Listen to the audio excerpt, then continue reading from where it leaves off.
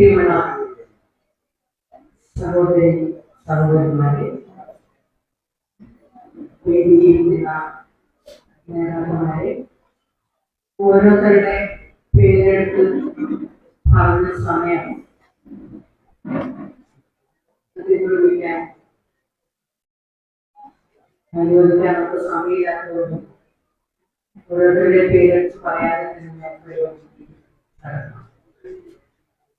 ഇന്നത്തെ ജോർഗിയന്റെ അനുസ്മരണ സമ്മേളനമാണ് നമ്മളിന്ന് നടത്തുന്നത്. മുത്തങ്ങ സമരം നടന്നിട്ട് 23ാമത്തെ വർഷമാണ് നമ്മുടെ ഇന്നതിന്റെ അനുസ്മരണ സമ്മേളനം നടത്തുന്നത്. കേരളത്തിലെ ഏറ്റവും പിന്നോക്കം നിൽക്കുന്ന എല്ലാ തരത്തിലും അകറ്റി നിർത്തപ്പെട്ട ഒരു ജനത ജാതിപരമായിട്ടും രാഷ്ട്രീയപരമായിട്ടും സാമ്പത്തികപരമായിട്ടും ഒക്കെ മാറ്റി നിർത്തപ്പെട്ട പൊതുസമൂഹത്തിലേക്ക് അവരുടെ കടന്നു വരാനുള്ള അവസരത്തെ പോലും നിഷേധിച്ച് എപ്പോഴും ഒരു വിഭാഗം ജനങ്ങളുടെ ആശ്രയവും അഭയാർത്ഥികളും അടിമകളും ആക്കപ്പെട്ട ജനതയുടെ മണ്ണിൽ ജീവിക്കാനുള്ള മൗലികാവകാശത്തിന് വേണ്ടി നടത്തിയ ഒരു പോരാട്ടമാണ് ശരിക്കും മുത്തങ്ങ പോലെയുള്ള പോരാട്ടം. മുത്തങ്ങയിലെ സമരം നടക്കുന്നത് 2003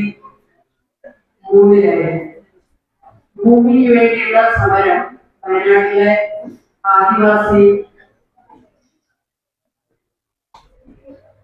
സമുദായങ്ങളുടെ കൂട്ടായ്മയിൽ നടത്താൻ തുടങ്ങിയത് 1989 കാലഘട്ടത്തിലാണ് ഭൂമിക്ക് വേണ്ടിയുള്ള ഒരു സമരം ആരംഭിക്കുന്നത്. അന്ന് വയനാട്ടിലെ ആദിവാസി ജനതയുടെ കൂട്ടായ്മയിൽ ആദ്യമായിട്ട് നടത്തുന്ന സമരം ഇവിടെ തന്നെ തൊട്ടടുത്തുള്ള വെള്ളമുട്ട പഞ്ചായത്ത് കോഴിക്കപ്പാടി എന്ന് പറയുന്ന ഒരു സ്ഥലത്തായിരുന്നു. അവിടെ 3ഓളം കുടിലുകളിൽ ചെറിയ 3 കുടിലിൽ ഒരു ചെറിയ അടുക്കളയും ഒരു റൂമുമായിട്ടുള്ള അങ്ങനെയുള്ള 3 കുടിലുകളിൽ 26ഓളം കുടുംബങ്ങളാണ് ഈ 3 കുടിലുകളിൽ അന്ന് താമസിച്ചത്. 26ഓളം കുടുംബങ്ങളിൽ 3 കുടിൽ താമസിച്ചപ്പോ അവർക്ക് വിശാലമായിട്ടൊന്നും ഇരിക്കാനോ അങ്ങോട്ട് നടക്കാനോ കിടക്കാനോ ഒന്നും സൗകര്യമില്ലാതെ, പ്രാഥമിക ആവശ്യപ്പോലും നിറവേറ്റാൻ നിവൃത്തിയില്ലാതെ വളരെ ദുരിതപൂർണമായിട്ടുള്ള ഒരു ജീവിതം ആ 3ഓളം കുടിലുകളിൽ 26ഓളം കുടുംബങ്ങൾ നടത്തുന്ന ഒരു സാഹചര്യം ഉണ്ടായി. ഞങ്ങളത് എന്നെ 2 കൂട്ടുകാര് എന്റെ കൂടി, അവരുടെ ഒരാളുടെ പേര് തങ്ക മരിച്ചുപോയി. വേറെ ഒരാളുടെ പേര് പാർവതി ഇപ്പോഴും ഉണ്ട്. ഞങ്ങൾ 3 ആളായിരുന്നു അവിടെ. തങ്കയും പാർവതിയും ഞാനുമാണ് ശരിക്കും ആ കോളേജിൽ മീറ്റിംഗിന് പോയത്. ഞങ്ങൾ 3 ആൾ പോയി മീറ്റിംഗ് നടത്തി അവർക്ക് ഓരോ കാര്യങ്ങളെ കുറിച്ചും അവരുമായിട്ട് സംസാരിച്ച് രാത്രി അവരോടൊപ്പം അവരുടെ കുടിലുകളിൽ ഞങ്ങൾ താമസിക്കാൻ തീരുമാനിച്ചു. അവിടെ താമസിച്ചപ്പോ അന്ന് ഞങ്ങൾ രാത്രി അവരുണ്ടാക്കി തന്ന ഭക്ഷണമൊക്കെ ഞങ്ങൾക്ക് തന്നു. ആ ഭക്ഷണം കഴിച്ച് അവിടെ കിടക്കാൻ വേണ്ടി രാത്രി ഭക്ഷണം കഴിഞ്ഞ് ഞങ്ങൾ മീറ്റിംഗ് കഴിഞ്ഞപ്പോ ഒരു 12 മണി രാത്രിയായി. 12 മണി രാത്രിയായപ്പോ ആളുകൾക്ക് ഒരുവിധം പുറത്താൻ തുടങ്ങി. 80 കാലഘട്ടങ്ങളിൽ ഇവിടെ കർക്കിടക സമയത്തായിരുന്നു ഭയങ്കര കൂടിച്ചൊരിയുന്ന മഴ. ആ സമയത്തുള്ള ഒരു തണുപ്പിനെ നമുക്ക് അതിജീവിക്കാൻ പറ്റാത്ത ഒരു തണുപ്പായിരുന്നു ആ കാലഘട്ടങ്ങളിൽ ഉണ്ടായിരുന്നത്. ഈ ഭക്ഷണമെല്ലാം കഴിച്ച് കിടക്കാൻ നോക്കുമ്പോ സ്ഥലമില്ല. അവിടെയുള്ള പ്രായമായിട്ടുള്ള വല്യമ്മമാര് വല്യച്ഛന്മാരും ഞങ്ങളോട് പറഞ്ഞു, മക്കളെ നിങ്ങൾ ഇവിടെ കിടന്നോ, ഞങ്ങൾ ഇരുന്നോളാം. ഞങ്ങൾ മൂന്നാളും പറഞ്ഞു ഞങ്ങൾ ഇരിക്കുന്നില്ല, ഞങ്ങൾ കിടക്കുന്നില്ല, നിങ്ങൾ കിടന്നോ, ഞങ്ങൾ ഇരിക്കാം എന്ന് പറഞ്ഞ് ഞങ്ങൾ മൂന്നാൾ ഒരു സ്ഥലത്ത് കയ്യും കാലും ഒന്നും അവരോട് ചലിക്കാനും നീക്കാനും പറ്റാത്ത രീതിയിൽ ഞങ്ങൾ കാല് കുത്തിയിരുന്നു.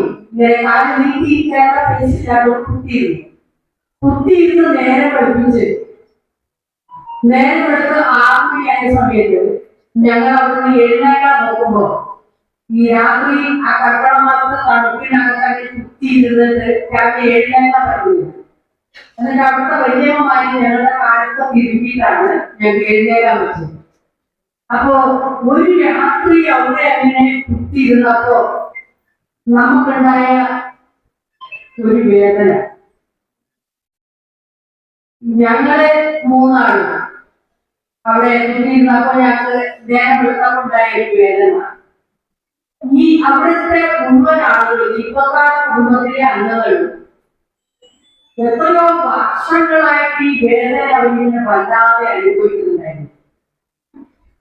അങ്ങനെ ഇവരുടെ വേദനയ്ക്ക് പരിഹാരം ഉണ്ടാക്കണമെങ്കിൽ അവർക്ക് ഭൂമി കിട്ടിയേ പറ്റൂ. ആ ഭൂമിയിൽ ഇവര് കുടിൽ വെച്ച് സ്വന്തമായിട്ട് അങ്ങോട്ടും ഇങ്ങോട്ടും കാര്യം നീക്കി ചിക്കാനുള്ള ഒരു പൈസ ഇതിൽ ഉണ്ടാവണം. അതിനുവേണ്ടി ഭൂമിയിലായി ഭൂമിയിൽ വേറെ കുടികൾ വെച്ചാലേ പറ്റുള്ളൂ. അതുകൊണ്ട് ഇവിടെ ശരിയും അങ്ങനെ വെക്കാൻ പറ്റില്ല.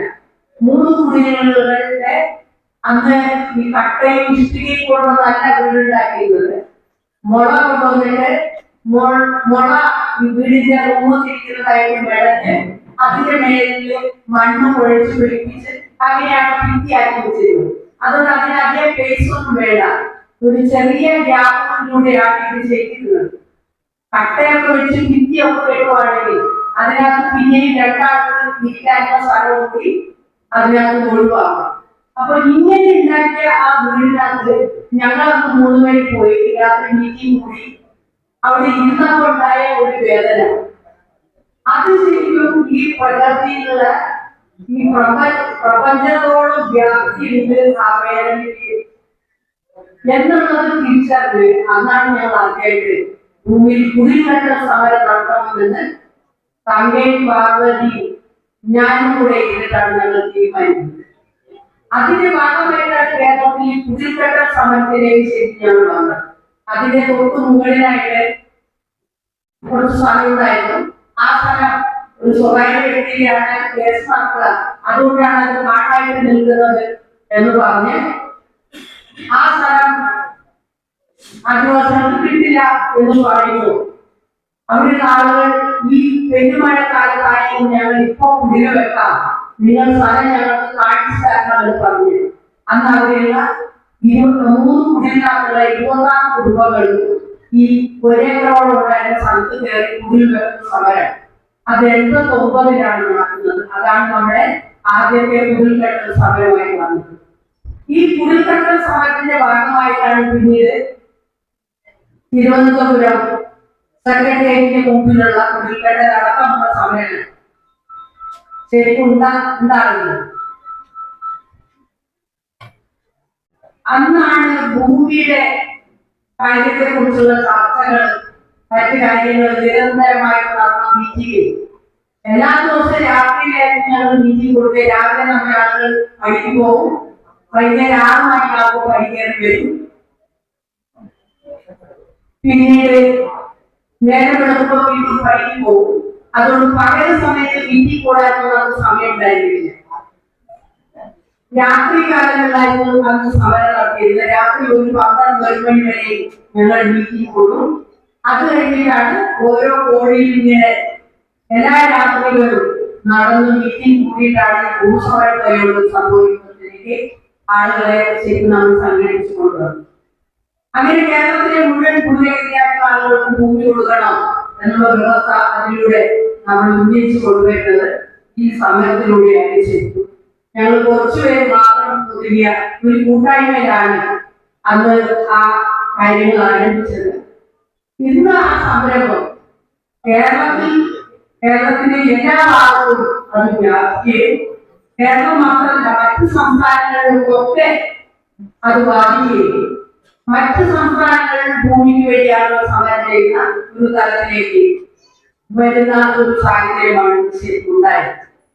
ഇന്ന് കേരളത്തിലെ നമ്മളുടെ സമരത്തിന്റെ ഭാഗമായിട്ട് 35,000 ആദിവാസി കുടുംബങ്ങൾക്ക് ഭൂമി കിട്ടിയിട്ടുണ്ട്. പക്ഷെ ഇനിയും ഒരുപാട് ആളുകൾ ഭൂരഹിതരായിട്ടുള്ള ആളുകൾ ഭൂമി കിട്ടാനുള്ളവർ ഇനിയും ശരിക്കുണ്ട്. കേരളത്തിലുള്ള മുഴുവൻ മനുഷ്യർക്കും ഭൂമി കിട്ടണം. അതിൽ ആദിവാസിയോ ദളിതോ ഹിന്ദുവോ ക്രിസ്ത്യനോ മുസ്ലിമോ എന്നുള്ളതൊന്നും അല്ല ഇതിന്റെ വ്യവസ്ഥ. പ്രകൃതിയിൽ പുറത്തിയെടുത്ത എല്ലാ മനുഷ്യർക്കും മണ്ണിൽ ജീവിക്കാനുള്ള മൗലിക അവകാശമുണ്ട്. ആ മൗലിക അവകാശം അവർക്ക് കിട്ടേണ്ടത് അത് ഏതെങ്കിലും ഒരു രാഷ്ട്രീയ പാർട്ടികളുടെയോ ഭരണാധികാരികളുടെയോ ഔദാര്യമല്ല. അത് മനുഷ്യന്റെ മൗലികമായിട്ടുള്ള അവകാശമാണ്. ഒരു മനുഷ്യൻ മണ്ണിൽ പുറത്തിയെടുക്കുമ്പോ പറയുന്നത് അയാളുടെ മൗലികമായിട്ടുള്ള അവകാശം ഭക്ഷണം, വസ്ത്രം, പാർപ്പിടം, ഇതാണ് മനുഷ്യന്റെ മൗലിക അവകാശം എന്ന് പറയുന്നത്. ഈ മൗലിക അവകാശത്തെയാണ് ഈ നൂറ്റാണ്ടുകളായിട്ട് ലംഘിക്കുകയും നിഷേധിക്കുകയും നമ്മൾക്ക് അത് കിട്ടാതിരിക്കുകയൊക്കെ ചെയ്തത്. ഇങ്ങനെ ചെയ്യുമ്പോ അതിന്റെ പേര് മനുഷ്യാവകാശ ലംഘനം എന്നാണ്. നമ്മളൊക്കെ ശരിക്കും ഈ മനുഷ്യാവകാശ ലംഘനത്തിന്റെ ഇരകളായിട്ടുള്ള ആളുകളാണ്. നമ്മളുടെ അവകാശം നേടിയെടുക്കുന്നതിന് വേണ്ടി, ഇവിടെ ജീവിക്കേണ്ട അവകാശം നിലനിർത്തുന്നതിന് വേണ്ടി കഴിഞ്ഞ കാലഘട്ടങ്ങളിൽ ഗോത്രമഹാസഭ വളരെ ശക്തമായി